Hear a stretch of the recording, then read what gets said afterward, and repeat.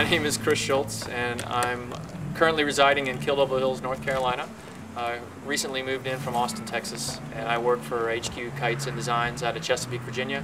And I'm here today at the Wright Memorial to celebrate the 30th Annual Wright Kite Festival. My name is Jim Koska. I'm from Fort Washington, Maryland, and I work for Premier Kites and Designs. And I'm here joining my friend Chris and all my other friends, kite flyers, at the Wright Kite Festival. So what can you expect at a kite festival?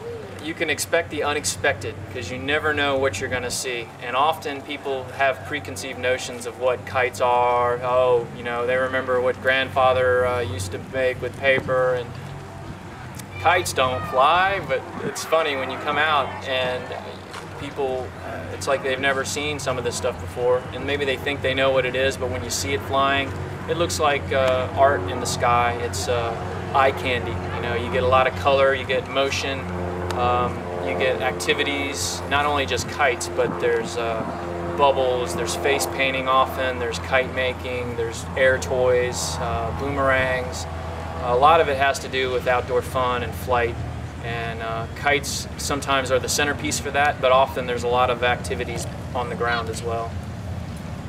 The age groups that a kite festival probably appeal to the most are any kid at any age, period. If you're a kid at heart, it doesn't matter if you're 90 years old, you can find a lot of fun at a kite festival. Or if you're an infant that just is amazed by color and sound, you can become very interested in kites. And kids on ground displays oftentimes will have very colorful flags and banners out, and the little kids will just run in and out of those banners. And if we have kites that are big enough that can come down low to the ground, children will love to play around the tails and grab at the kites.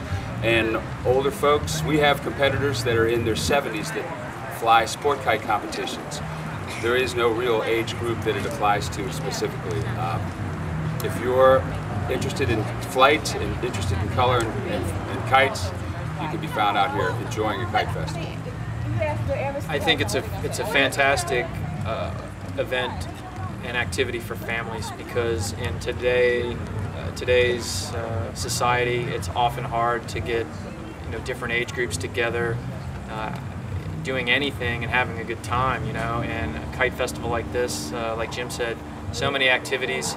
Whether it's a simple, easy-to-fly kite that can really bring the family together, it's easy to do, it's easy to find success, and it's fun, it's carefree. Yeah, if you're going to come to a kite festival, first of all, definitely bring sunscreen, because you're going to be outdoors. Wear a hat, definitely have some water, the basic requirements. Yeah, I'd say another thing you definitely want to bring, I don't know if you mentioned sunglasses, because definitely you're staring up, and oftentimes the sun is right there where you're staring up at. Kite festivals are fun because they're wholesome family fun, outdoor activities, in the wind. It's a lot better than sitting home playing Nintendo. Well, Kitty Hawk is a major sponsor for most of the kite events, if not all the kite events, I think, on the Outer Banks. And they are the driving force for promoting kites here on the Outer Banks. Kitty Hawk Kites also, not only are the driving force, they provide the manpower for these festivals, the crew to set up the fields. They also offer to the invited guests housing and amenities. Sometimes transportation from the airport, depending on what the given situation is, but they treat the guest kite flyers very, very nicely, and we all sometimes feel like royalty when we come down and enjoy the flying and enjoy the weather and enjoy the hospitality. It's always a very casual, low-key, fun group of people, and Kitty Hawk does a great job of making everybody feel welcome. The Wright Memorial and the Wright Brothers, their accomplishments, well, you have kites to thank for that, because a lot of the experiments that they did prior to the first successful glider was done with four-line kites and wing warping, as they call it. So, in fact, they actually had the Wright Flyer rigged with four lines, and they were flying it as a kite before they flew it with an engine on it. So the Wright Brothers are perhaps some of the most famous kite flyers in the world.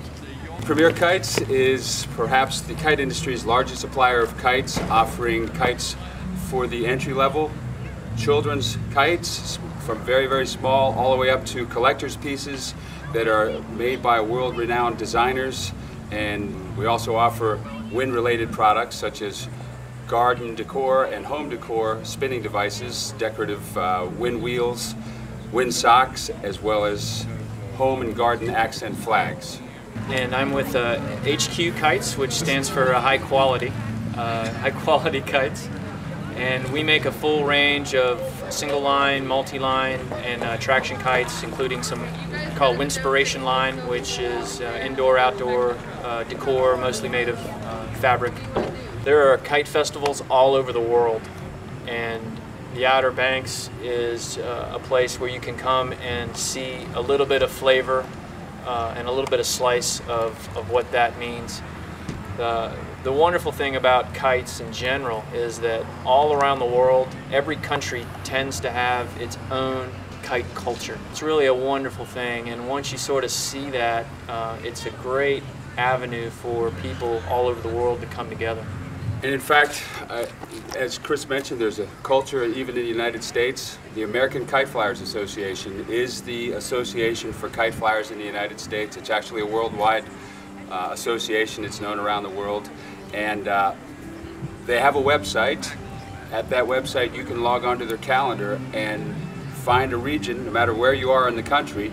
You can learn about what festivals are taking place in your region that are AKA sanctioned festivals. And oftentimes the local kite club will get a festival going and they'll put it on the calendar that's on the AKA website, and you can learn about where it is, when it is, the time. There's usually a contact point, maps to how to get there. So it's a great way, if you have any interest in kite flying whatsoever, go to www.aka.kite.org.